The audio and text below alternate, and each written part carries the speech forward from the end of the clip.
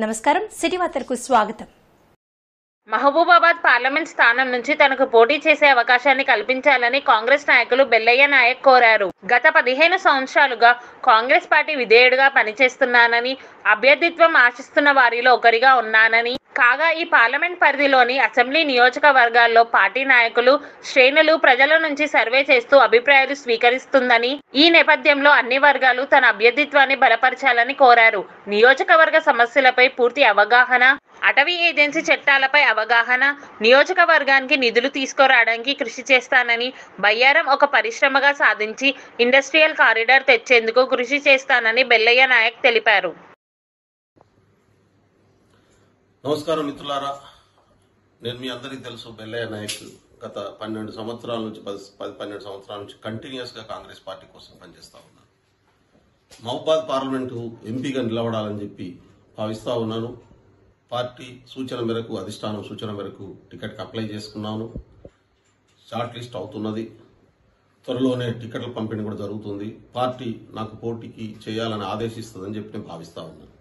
అయితే ఈ మధ్య క్రమంలో ఎవరిని అభ్యర్థిగా నిర్ణయించాలని చెప్పి పార్టీ అధిష్టానం కార్యకర్తల నుంచి, నియోజకవర్గంలో ఉన్నటువంటి ప్రజల నుంచి సర్వేలు చేయిస్తున్నటువంటి మాట మీ అందరికీ తెలిసిందే.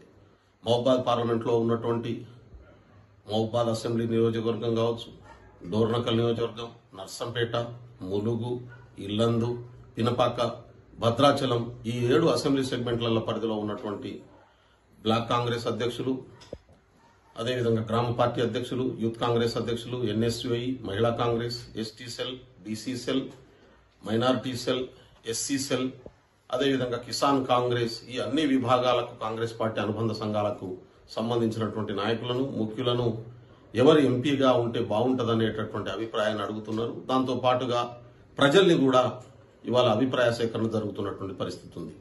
నేను పూర్తిగా మహబూబాబాద్ పార్లమెంట్ మీద అవగాహన కలిగినటువంటి వ్యక్తిగా, ప్రజా సమస్యలు తెలిసినటువంటి వ్యక్తిగా, కార్యకర్తల కష్టాలు బాధలు తెలిసినటువంటి వ్యక్తిగా మీకు అందుబాటులో ఉండి పూర్తిగా పార్లమెంట్లో 5 సంవత్సరాలు మీ అన్ని సమస్యలు పరిష్కరించడం కోసం పనిచేయగలిగినటువంటి శక్తి సామర్థ్యాలు నాకు ఉన్నాయని చెప్పి నేను భావిస్తా ఉన్నాను. బయ్యారం ఉక్కు ఫ్యాక్టరీ వస్తే లక్షలాది మందికి ఉద్యోగాలు వచ్చేటటువంటి అవకాశం ఉంది. ఒక పారిశ్రామిక కారిడార్ను మన నియోజకవర్గంలో ఏర్పాటు చేసుకునేటటువంటి అవకాశం ఉంది. అదేవిధంగా ఏజెన్సీ చట్టాల మీద, ఫారెస్ట్ చట్టాల మీద, రాజ్యాంగబద్దమైనటువంటి అంశాల మీద పూర్తి స్థాయి ఎడ్యుకేషన్, ఎంప్లాయ్మెంట్, డెవలప్మెంట్ మీద నాకు అవగాహన ఉంది. అదేవిధంగా కేంద్ర ప్రభుత్వం నుంచి భారీగా నిధులను తీసుకురాగలిగినటువంటి ఏ డిపార్ట్మెంట్ నుంచి నిధులు తీసుకొస్తే ఎటువంటి నిధులు మనకు వస్తాయో ఆ స్పష్టమైనటువంటి అవగాహన ఉన్నటువంటి వ్యక్తి నేను. కాబట్టి నాకు పార్లమెంట్ సభ్యుడిగా పోటీ చేయడానికి పార్టీ అభ్యర్థులను నిర్ణయించడం కోసం జరుగుతున్నటువంటి సర్వేలో మీరందరూ కూడా నా పేరు చెప్పి నన్ను బలపరచాలని చెప్పి నేను కోరుతా ఉన్నాను. అందరి దగ్గరికి వచ్చేటటువంటి ప్రయత్నం చేస్తా ఉన్నాను.